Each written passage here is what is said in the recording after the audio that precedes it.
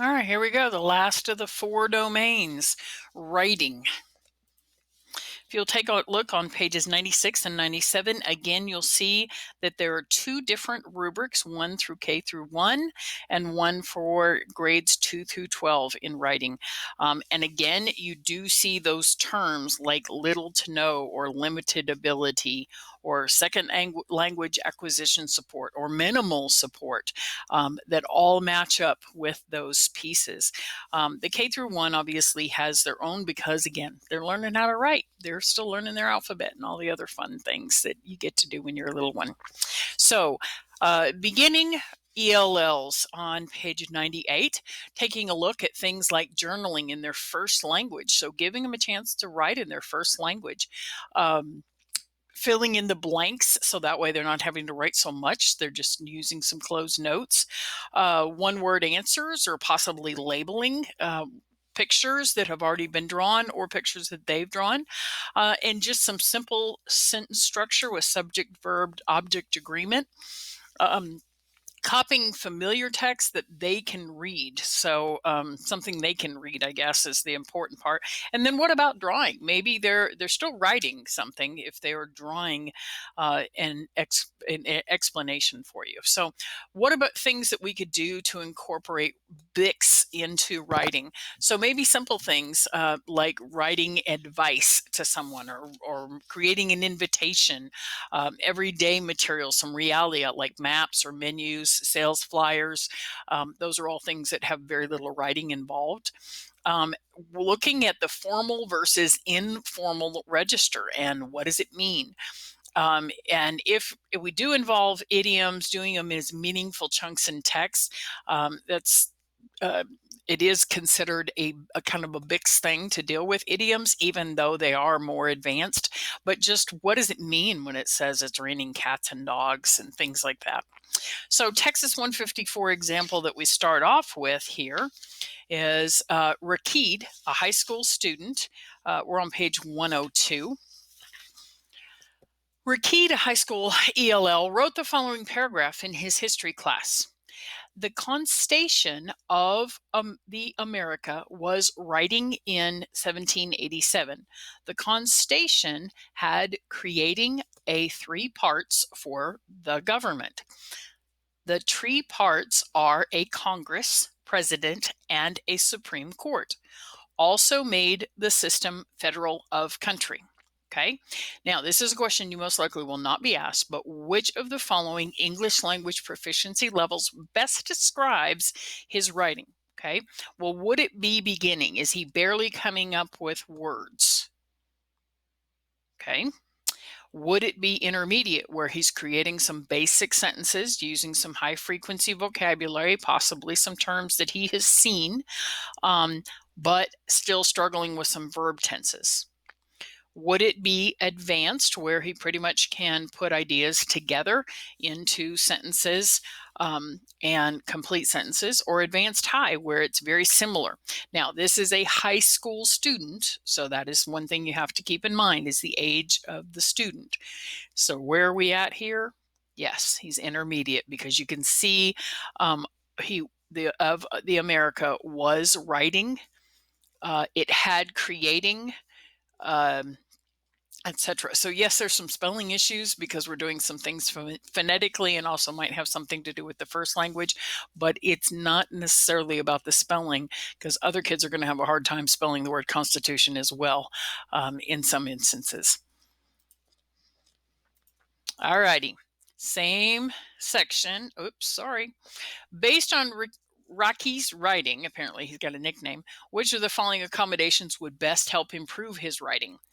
Provide Rakid with sample sentence stems that are more grammatically complex than his sentence. Well, we saw that being marked in there. And yes, that's what we want to do is we want to help him to develop stronger sentences.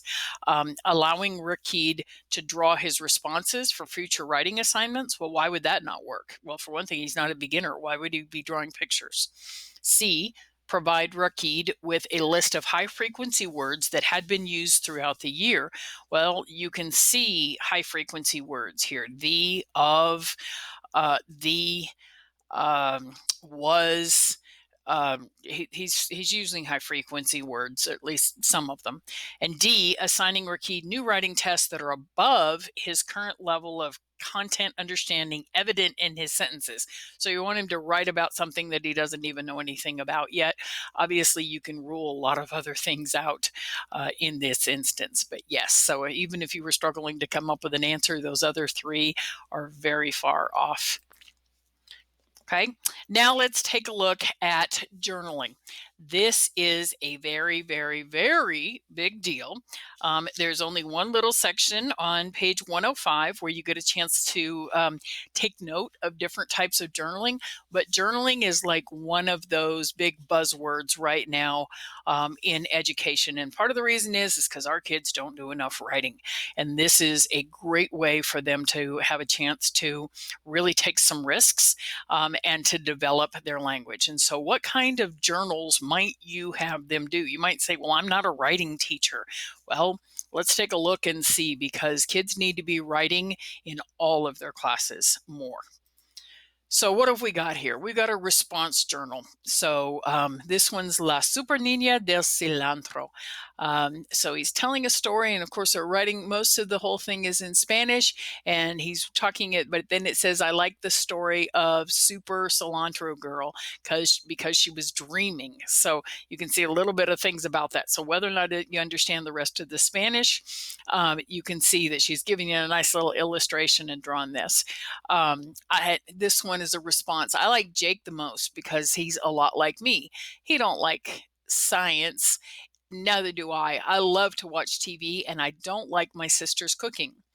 I dislike Jessica because she weird. She doesn't really know how she is. That freaks me out. So, as you can see, this goes back and forth. And then this apparently is a response from the teacher. It says people change as they get older. Sometimes they're small, and sometimes, as in Jessica's case, they are big. Well, maybe that's not the teacher's response. Maybe it's another student writing in response, but you notice the handwriting does change. And then you have como escojo un libro. So this is where they teach how to choose a book. And the child has taken the 5 fingers that they've taught the 5 different ways to be able to choose a book. So they're showing that they do understand, and they're drawing or writing what they can understand. So you have a better idea. So here's a personal journal. So this is one where the teacher apparently has done the writing, but then the student has done the illustrating, and he has explained what it is that he is most thankful for, and he's most thankful for his family. And so here's his family and even the names, etc. But obviously the child's name is Evan because he has labeled himself here and he has put his name on the paper. And then this one's talking about a walkathon. On Tuesday, we had a walkathon to raise money for a new playground. And so this is what the child's telling about what they're doing. Now, this one is wonderful because the student is actually able to illustrate. It said, we made reservations at a favorite restaurant. We asked for outdoors under a canopy and a kind of drive-in, etc. So you can see this wonderful story that this child is telling, and so these are all personal to them. A dialogue. This is kind of cool because this is a chance for the students to be able to write as though they were speaking to someone. Says, I would say that if I help MLK, I think it's supposed to protest, but it says we'll try to tell that, please, white people, come to MLK in Washington D.C. and tell all white people and black people, please belong together. And MLK say we must respect each other and do not fight each other. And if you do, then we must discuss what's going on. And all that I do. Well, this is certainly timely, isn't it? And so, but to hear what the child has to say, and they're trying to get their ideas across, and they're showing that they really do truly understand. And you can see here that the teacher is praising what the child has had to say here in response, without turning around and grabbing a red pen and marking it all up. You don't really want to make a lot of corrections in someone's journal. So this one's Dear Abby. Hi, I wonder if Brisanna and Darcy will fight. Do you? Anthony. Yeah, I do think Hakeem likes Brisanna. Or do you think Hakeem likes Brisanna? So yes, going back and forth with a like this. This one says, teacher, los pelos no se pueden arrancar. And I imagine that something about playing basketball. And so, anyway, so this is a child, very young child, who's trying to put some things together. And in fact, you can tell September 22nd of 1993. So this child has had some education in their first language because they're writing the date in a different way than we would normally see written. Okay, and here's a learning log. So it doesn't matter, guys, if we're quote unquote writing teachers or not. We can have students journal. So this student is obviously journaling in a math class, talking about right angles and where they've seen examples of right angles, and even some measurements that go along with it. So this might have even been done in a shop class. And this one is pictures and drawings talking about cause and effect. So you can see this story that this happened, then this happened, then this happened, then this happened. And then this one, it says a task in the day in the life of, choose your favorite rainforest animal and write a diary entry. And notice the way favorite is spelled. This must be done in the European location. Anyway, so the student is explaining why they've chosen the blue morph butterfly.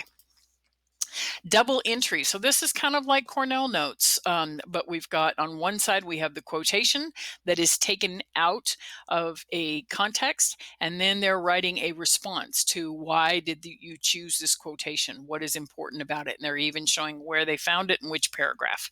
This one's problem and solution. So in a math class, not only are they showing the steps to solving the problem, but here they're showing what they were thinking and what they were actually doing first, almost as though they're thinking aloud.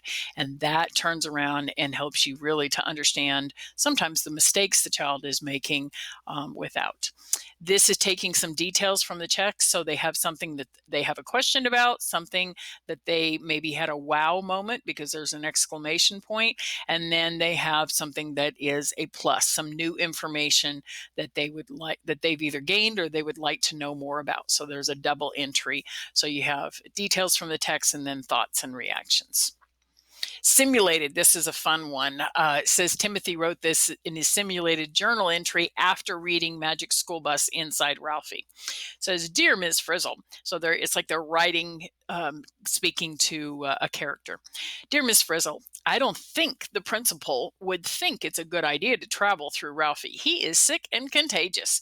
May I stay in the classroom and write a report on why we get a fever? Oh boy, is this even more appropriate for this time? So anyway, it's kind of fun to see the stuff that the kids can come up with, and these are obviously authentic. So journals in second language, they are strongly supported. Students are willing to take much more risks, and they acquire the conventions of standard language spelling, etc., through journal writing. And this is just a list that tells you what some of the benefits are of journal writing, and there's no end to it. Our kids need to be writing more, and it is evident throughout our district, throughout our state. Responding to journals. So some suggestions for if you have your students write in it, let them know if it's something that you will be reading or not. Read and discuss their journal sample is a possibility. Identify and list the strengths of some of the things that you see. Maybe identify one area of need, a teaching point, but the journal is not necessarily meant to be something you tear apart with red ink. And then write a short response that, telling them something you think about. That went from there. All right, a Texas 154 example again. This is from page 107. Ms. Miranda asked the students in her high school English class to write a paragraph describing school in their home countries. The following is a student sample. The student wrote, I like going to school. I attended school in Cuba. In Cuba, I went to school during the day and I worked at night on homework. I went to school to learn English. I studied hard before I came to Texas. Now, this is important. This is why it's important for us sometimes to read things aloud rather than only look at them. When we go into campuses and we are trying to verify TELPAS samples, we will take a look and pull out 3 random samples from a student, or well, we'll pull out 5 samples from 3 random students, and we will take a look and see if we agree. And I say we as in my colleagues from the bilingual ESL department and we have to um, we have to calibrate first ourselves. So we have to swallow our own medicine. Then once we are calibrated, then we're able to go out and audit. And we go out just to make sure that we do have the 5 samples that we're supposed to have, the past tense and the things that elicit a personal response, things like that. And then we also check to make sure that there's something from math or science or social studies or something that's a subject other than an English course. And then we turn around and we take the look to see if we agree with what the rating is. Often we will read them aloud, because if you were to take a look at this at first, you would say, oh, this kid's having problems with past tense verbs. And so therefore, I'm going to say this child is clearly intermediate. But we're going to talk about that in just a second. So after reviewing it, though, what are some of the things they need follow up on? Well, they're talking about something from the past. So obviously, this is a past tense verb agreement, or a past tense verb issue. Okay, I studied, I attended. So they're spelling it incorrectly, but for the most part, he says I went, so he's got irregular verbs there. Okay, but I worked, etc. So what level would you consider the student's writing, though? Okay, now would you call this intermediate, or would you do something else? The student is actually advanced. They understand this past tense. They're just spelling it wrong. They need some help with that, but they do understand that there is such thing as past tense. They're not saying, I go school in Cuba. In Cuba, I go to school during the day and I work at night on, no, they're not saying these things in past tense. They actually understand how to say it in past tense. They're just not writing it correctly. So this child is actually advanced. They're using more complete sentences. They're using complex or compound sentences, and they're able to use terms and even things like I studied hard. That is a terminology that you would have to be familiar with English to know to say I studied hard, because hard is not, it's usually not necessarily, it's thought of as difficult or non-porous. Okay. All righty, we are through with all 4 domains.